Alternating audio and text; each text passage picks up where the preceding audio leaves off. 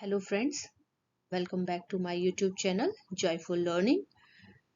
Today's topic is sources of the Vedic education. When we discuss about the sources of the Vedic education, then we can say that in the study of Indian culture, education, philosophy and thought is incomplete without a thorough understanding of Vedic literature. This body of work represents a fundamental aspects of the lives of the Indian people. The Vedic literature consists of the following. First one is Vedas, four Vedas. Second one is six Vedans. Third one is four Upavedas. Fourth one is four Brahmans. Fifth one is 108 Upanishads. Sixth one is six system of philosophy. In six system of philosophy, first is Nyaya, Vaisheshika, Sankhya, Yoga, Mimamsa and Vedanta. Seventh one is Bhagavad Gita and eighth one is a three Smritis. जब हम इस पूरे complete literature को पढ़ लेते हैं वैदिक literature को, तब हम कह सकते हैं कि हाँ, हमें Indian culture, Indian education system, Indian philosophy, Indian thought, Indian people, each and everything we can say that we can explain about the Sanatan Dharma. Otherwise we don't have the authority to say anything about it, because किसी भी किसी के भी जो धर्म का को हम तब तक इलेबोरेट नहीं कर सकते जब तक हमें उस पूरे लिटरेचर का ज्ञान नहीं है. तो अगर कोई इंडियन कल्चर और वैदिक लिटरेचर को समझना चाहता है, भारतवर्ष को समझना चाहता है, तो आपको ये पूरी एक सीरीज को पढ़ना बहुत ज़रूरी हो जाता है, जिसमें अभी मैंने 1 से लेकर 8 तक बात की है. इसके अंतर्गत अब हम बात करेंगे. First one is 4 Vedas. 4 वेद हैं हमारे, जिसमें से पहला है ऋग्वेद. अब सबसे पहले वेद को समझ लेते हैं. वेद क्या है और ये 4 वेद क्या है. तो वेद अगर हम कहें तो ये 4 वेद हिंदू धर्म के मूलभूत पवित्र ग्रंथ हैं, जो कि वैदिक संस्कृत में लिखे गए हैं.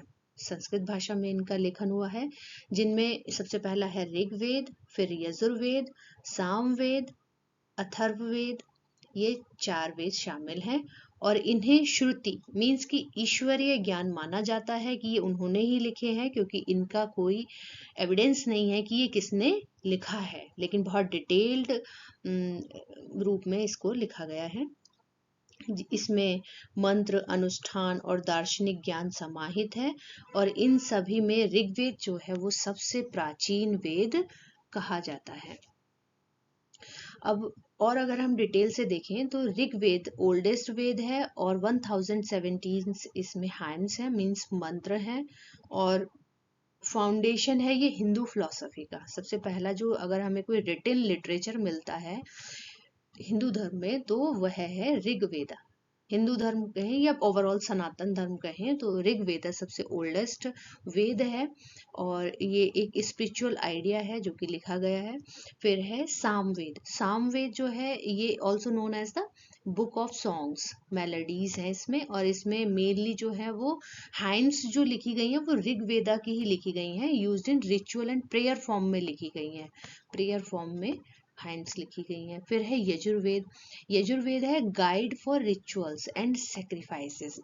Contains Mantra and formulas for ceremonies, includes philosophical teaching like अहम ब्रह्मास्मि. बहुत फेमस कोट है अहम ब्रह्मास्मि. Atharvaveda is also known for spells, charms, practical knowledge. इसके लिए बात करता है Atharvaveda. And focus on healing, protection, peace and daily life. जो कि हम बात करते हैं आजकल जो एकदम हैपजर्ड सिचुएशन हो जाती है मनुष्य के जीवन में, तो अथर्ववेदा में आप जाके उसको थोड़ा स्टडी कर सकते हैं. नेक्स्ट इसी सीरीज में अगर हम बात करें तो हमने 6 वेदांग की बात की थी. 6 वेदांग में अगर हम देखें ये सबसे प्राचीन सहायक विज्ञान है। किसका सहायक विज्ञान है? वेद का। वेदों का सहायक विज्ञान है, जो कि वेदों को समझने के लिए ये 6 जो 6 वेदांग की रचना की गई है। और कैसे हम वेदों का सही उच्चारण करें, व्याख्या, उनका अनुप्रयोग कैसे सुनिश्चित करें, तो वे एक तरीके से ने वेदों के अंग के रूप में भी लिया गया है, जिसमें पहला है शिक्षा, जिसमें ध्वनि विज्ञान, कल्प, अनुष्ठानिक प्रक्रियाएं, व्याकरण, निरुक्त, शब्द, व्युत्पत्ति, छंद, छंद शास्त्र, ज्योतिष, खगोल विज्ञान, ज्योतिष शास्त्र शामिल हैं। जैसे कि हम डिटेल में देख सकते हैं।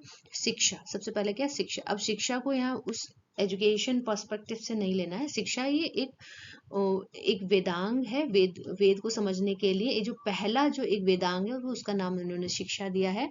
और इसमें है study of pronunciation, study of pronunciation and intonation, की कैसे हमें उन शब्दों को प्रोनाउंस करना है, इंटोनेशन कैसे रखना है, मीन्स कि किसी शब्द का उतार और चढ़ाव, किस फ्लो में उसको बोलना है। ऐसे ही फिर सेकंड है इंश्योर एक्यूरेट रिसाइटेशन, एक्यूरेट कैसे उस पिच पे कैसे बोला जाए वैदिक हाइम्स को, इसके लिए सब शिक्षा में लिखा हुआ है, जो कि प्रथम नंबर पे वेदांग आता है। दूसरा वेदांग है छंद। छंद क्या है? इसमें study of metre and rhythm है, और ये प्रॉपर चैंटिंग के लिए, कि वेद की कैसे प्रॉपर चैंटिंग करनी है, उसके लिए छंद दिया है। थर्ड है व्याकरण। व्याकरण जिसे ग्रामर भी कहते हैं, इसमें क्या है? रूल्स हैं, क्योंकि वेद जो है वो संस्कृत भाषा में लिखे हैं, इसीलिए rules of Sanskrit grammar, rule of Sanskrit grammar. Next is helps understand structure and meaning of words. Fourth one is Nirukta. Nirukta etymology, means की study of word origin and meaning, कहाँ से वर्ड का ऑरिजिन हुआ है, मीनिंग क्या है, वो सब बहुत डिटेल में लिखा हुआ है। एंड क्लेरिफाइज डिफिकल्ट और complex terms. Fifth one is ज्योतिष। ज्योतिष में मीन्स की प्लैनेट की क्या स्थिति है, क्या सेलेस्टियल मूवमेंट हो रहे हैं, कैसे हम मुहूर्त निकाल सकते हैं, कैसे वो एक ऑस्पिशियस टाइमिंग हो सकती है, उसको डिटरमाइन करना, वो सब ज्योतिष में लिखा है, जो कि बहुत डिटेल में और फेमस है, वैदिक लिटरेचर में लिखा हुआ है ये। सिक्स वन इज कल्प, जिसमें हम रिचुअल सेरेमोनियल रूल्स निकालते हैं, जितने भी रिचुअल्स होते हैं, सेरेमनीज होती हैं, करेक्ट परफॉर्मेंस जो होता है, वो सब कल्प में है। ओवरऑल देखें तो वेदांग जो है, वेदांग्स आर द सपोर्टिंग डिसिप्लिन्स है वेद के, जो हेल्प करते हैं इन करेक्ट अंडरस्टैंडिंग एंड प्रैक्टिसेस। इसी सीरीज में नेक्स्ट है द 4 उपवेदा। अब उपवेदा क्या है? ये उपवेदा जो है वो प्रैक्टिकल डिसिप्लिन्स हैं, जो कि अप्लाई होते हैं, वैदिक नॉलेज को अप्लाई करते हैं डेली लाइफ में, जिससे सोसाइटी और इंडिविजुअल का जीर्णोद्धार हो सके। इसमें फर्स्ट है आयुर्वेदा। आयुर्वेदा को साइंस ऑफ लाइफ भी कहते हैं, और इसमें है कि knowledge of health, medicine and healing, and also helps in maintaining physical and mental wellbeing. अगर आप थोड़ा सा आयुर्वेद, धनुर्वेद, गंधर्व वेद, अर्थशास्त्र के बारे में पढ़ेंगे, तो आपका जीवन में बहुत सारे बदलाव आएंगे।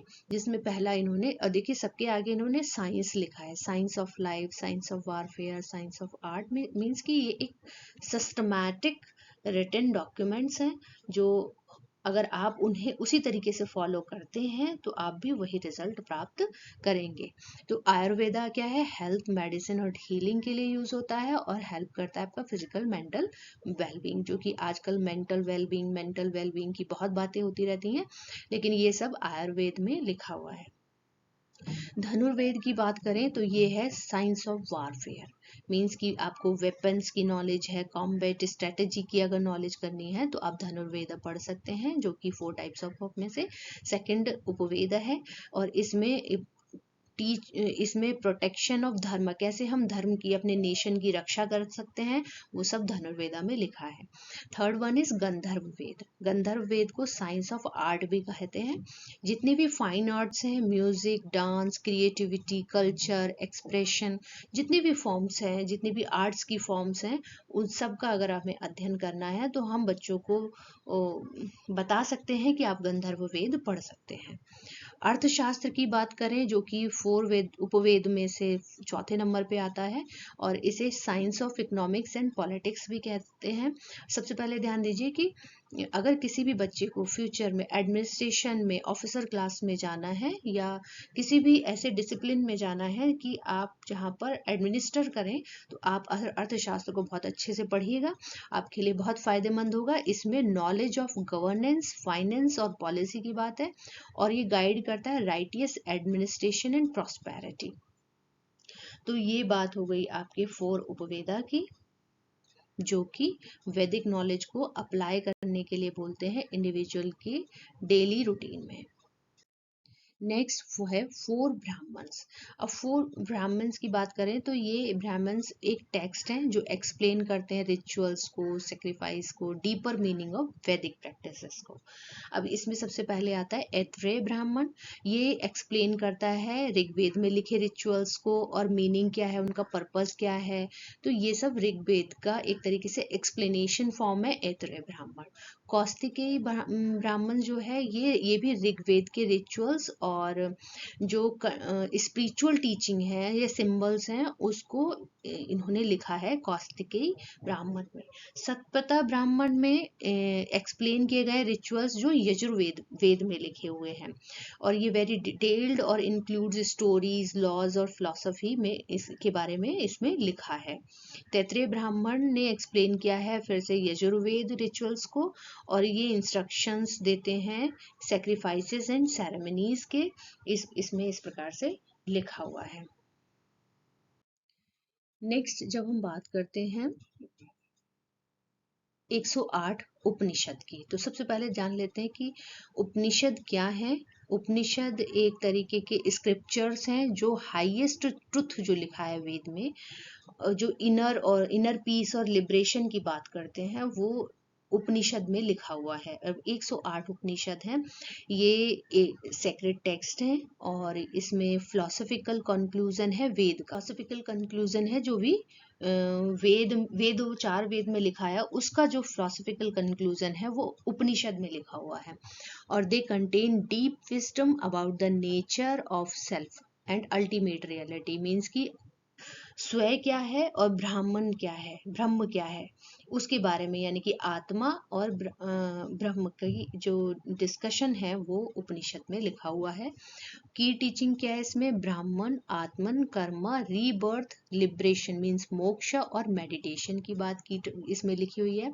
और ये एम्फेसाइज करता है inner knowledge, self realisation and union with the supreme.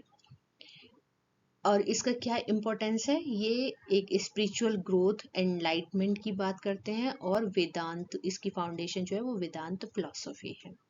जो फेमस उपनिषद हैं उसमें है सबसे पहला ईशा, केना, कथा, मुंडका, मंडुक्य, तैत्रेय, ऐत्रेय, छंदोग्य, बृहदनारायण, प्रश्न and many more. 6 systems of philosophy की बात करें तो सबसे पहले बात करते हैं न्याय। न्याय ब्रैकेट में लिखा है लॉजिक, मीन्स कि जीवन में बिना लॉजिकल थिंकिंग के, बिना रीजनिंग के, बिना वैलिड नॉलेज के आप कोई भी काम ना करें।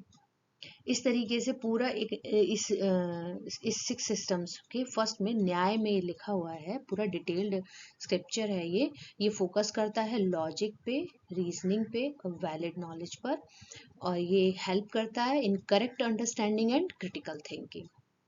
सेकेंड है वैशेषिक एटॉमिक एनर्जी, ये स्टडी करता है इसमें nature of reality through categories and explain the world in terms of atoms, qualities, actions. Third one is Samkhya, ये जो एक्सप्लेन करता है एग्जिस्टेंस को एक्सप्लेन करता है थ्रू पुरुष मीन्स कॉन्शियसनेस एंड प्रकृति means matter, and helps in understanding the cause of suffering and the path to liberation. Fourth one is yoga, means discipline, practical system for self control and meditation, and leads to mental peace and union with the supreme. योग में ही हम यम, नियम, प्राणायाम, प्रत्याहार, धारणा, ध्यान, समाधि की भी, अष्टांगिक योग मार्ग की भी बात करते हैं। Mimamsa means rituals and dharma. It is also focuses on Vedic rituals and duties and teaches that right actions lead to desired results. कि जैसे हम सही एक्शंस करेंगे, एक्शन नहीं सिर्फ सही एक्शन करेंगे तभी हम उस डिजायर्ड जो ऐच्छिक जो फल है हम उस तक पहुंच सकते हैं. Last one is Vedanta, ultimate reality. इसमें teachers the knowledge of Brahman and Atman and reveal the path to liberation. Means मोक्ष को कैसे प्राप्त किया जा सकता है. तो ये 6 सिस्टम ऑफ फिलोसफी हैं जो कि समझने के लिए है कि रियलिटी क्या है, राइटियस लिविंग क्या है and path to ultimate liberation क्या है. तो इसको समझने के लिए हमें 6 सिस्टम ऑफ फिलोसफी पढ़ना पड़ेगा. क्योंकि भगवत गीता बहुत समृद्ध एक ग्रंथ है सनातन धर्म में, हिंदू धर्म में.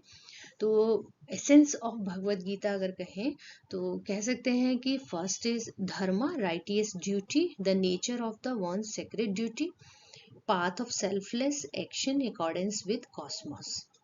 क्योंकि गीता हमें ये सिखाती है कि हमें अपने सही कर्म करने चाहिए. सही कर्म करेंगे तो हम उस कॉस्मिक एनर्जी के अनुरूप कार्य कर पाएंगे. Second is karma yoga, performing duties without attachment to result. Means कर्म कीजिए लेकिन फल की इच्छा मत कीजिए. ऐसा इस गीता में क्यों कहा गया? क्योंकि उस कर्म के पश्चात जो फल की प्राप्ति होती है हमें उससे बहुत ज्यादा लगाव नहीं करना है, क्योंकि उसके बाद फिर हमें फिर से दूसरे कर्म पर लग जाना है. और उस फल तो हमें, क्योंकि अगर इन्होंने ये भी कहा कि अगर आपने सही कार्य किया है, सही कर्म किया है, राइटियस ड्यूटी ना, तो आपको फल भी डिजायर्ड रिजल्ट्स मिलेगा. लेकिन हमें उससे ज्यादा अटैचमेंट या उसकी लालसा नहीं करनी है, क्योंकि कहते हैं ना कि कर्म कर्म दरिया में डाल. फल की इच्छा नहीं करनी है और हमें कर्म करते जाना है, क्योंकि ऑब्वियस है, ये मान के चलते थे कि रिजल्ट तो फिर उसी के अनुरूप ही होगा. तो जो बच्चे एकदम हताश हो जाते हैं किसी भी कंपटीशन में, तो उन्हें ये ध्यान रखना चाहिए कि आपको अपना कर्म सही प्रकार से करना है, मन से करना है. तो आपको फल की इच्छा का फिर ध्यान नहीं रखना है, फल फिर अच्छा ही होगा. इसलिए इसमें कहा है acting as an instrument of the divine.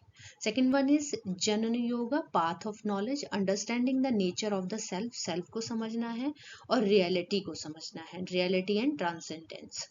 भक्ति योगा में देखें तो ये कंप्लीट सरेंडर है, loving devotion to Krishna. Krishna को डिवोशन एकदम कंप्लीट सरेंडर कर देना चाहिए कृष्ण के प्रति. और उनको जो प्राप्त करने का तरीका है, लिखा है achieving union with the divine through love, only love. हम सिर्फ प्रेम से कृष्ण को प्राप्त कर सकते हैं और उनमें कंप्लीट सरेंडर कर देना चाहिए. कि एक जो कहते हैं ना कि मानसिक शांति, आप जब किसी के प्रति सरेंडर हो जाते हैं मानसिक शांति प्राप्त हो जाती है. तो कृष्ण के प्रति कंप्लीट सरेंडर कर दीजिए और उनको सिर्फ प्रेम से पाया जा सकता है. फिफ्थ इज ध्यान योगा, पाथ ऑफ मेडिटेशन. इसमें है कि practices for stilling the mind and gaining self control and assessing inner peace and realising the atma. Last one is moksha, liberation, ultimate goal of freeing the soul from the cycle of rebirth and union with Brahman and the supreme consciousness. मोक्ष में इन्होंने बोला है कि ultimate goal क्या है कि आपकी आत्मा इन पुराने वस्त्रों को त्याग कर नए वस्त्र धारण कर लेगी. मीन्स कि एक मृत्यु के पश्चात आप नए जीवन में जाएंगे. तो उसमें उन्होंने बोला कि आत्मा ट्रांसप्लांट होती है दूसरी नए बॉडी में, और वो उस शरीर को उन्होंने पुराने कपड़े के रूप में कहा है कि उन पुराने कपड़ों को वहीं त्याग देती है और दूसरे शरीर में प्रवेश कर जाती है. और अगर उसे मोक्ष प्राप्त हो जाता है, मोक्ष प्राप्त हो गया, लिबरेशन प्राप्त हो गया, अचीव द लिबरेशन, देन उसमें आत्मा जो है वो ब्रह्म में विलीन हो जाती है, यानी कि सुपर कॉन्शियसनेस में पहुंच जाती है. फिर उसे जन्म और मरण की फंद से मुक्ति मिल जाती है. तो ये है मोक्ष, लिबरेशन का पार्ट. और अगर रीबर्थ होता है तो वो साइकिल चलता जाता है.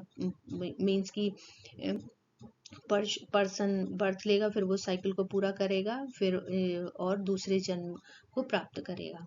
इस साइकिल में उन्होंने इस प्रकार से, और तो इसलिए इन्होंने कहा था कि जिस प्रकार हम जन्म के प्रति खुशी मनाते हैं, किसी का जन्म होता है तो खुशी मनाते हैं, उसी प्रकार से यदि कोई व्यक्ति मृत्यु को प्राप्त करता है तो हमें इतना शोक नहीं जताना चाहिए. क्योंकि इन्होंने कहा था कि गीता में ये कहा गया है कि हमारा शरीर सिर्फ वस्त्र बदलता है, शरीर के रूप में सिर्फ वस्त्र के रूप में शरीर बदलता है, बाकी इतना दुख जताने की जरूरत नहीं है। तो इन्होंने the Bhagavad Gita provides a profound philosophical guide to living a righteous and spiritually purposeful life, navigating the complexities of human existence. Last one is the three Smritis. First one is Manu Smriti, law of Manu. Second one is Yajnavalakya Smriti. Third is Narada Smriti. Smritis are remembered traditional laws distinct from Shruti, means heard Vedas that guided social conduct, legal practices in ancient India. तो जो भी legal practices होती थी, social conduct होते थे, वो स्मृति के base पे होते थे। तो मनुस्मृति में यानी कि लॉ ऑफ मनु कहते थे कि most influential ancient legal code है ये, जो डिफाइन करता है सोशल हायरार्की और ड्यूटी को। यज्ञवल्क्य स्मृति में ये भी एक सिस्टमैटिक प्रेजेंटेशन है एंशियंट लॉ का, जो कि एम्फेसाइज करता है प्रोसीजरल लॉ एंड एडमिनिस्ट्रेशन को, कि कैसे प्रॉपर्टी राइट और इनहेरिटेंस कैसे डिटेल में यहाँ पर डिस्कस किया गया है। नारद स्मृति में ये सेकुलर और प्रैक्टिकल डिस्टिंक्टली पर फोकस किया गया है and concentrates almost purely on civil and criminal law and known for clear rules on contracts, evidence and court procedures. ये सब नारद स्मृति में लिखा हुआ है। सो फ्रेंड्स, आई होपफुली कि आपको ये लेक्चर पसंद आया होगा। और भी जानकारी के लिए आपको मेरे चैनल को सब्सक्राइब करना पड़ेगा, और सब्सक्राइब के साथ ही आप बेल आइकन को हिट करना ना भूलें। और इससे संबंधित वीडियो को अगर आप अपने फ्रेंड्स को शेयर करना चाहते हैं तो प्लीज़ मोस्ट वेलकम, आप अपने दोस्तों को वीडियो शेयर कर सकते हैं। और आप अगर इसमें कुछ सुझाव देने की ज़रूरत है तो वो भी दे सकते हैं। You are most welcome. Thank you so much.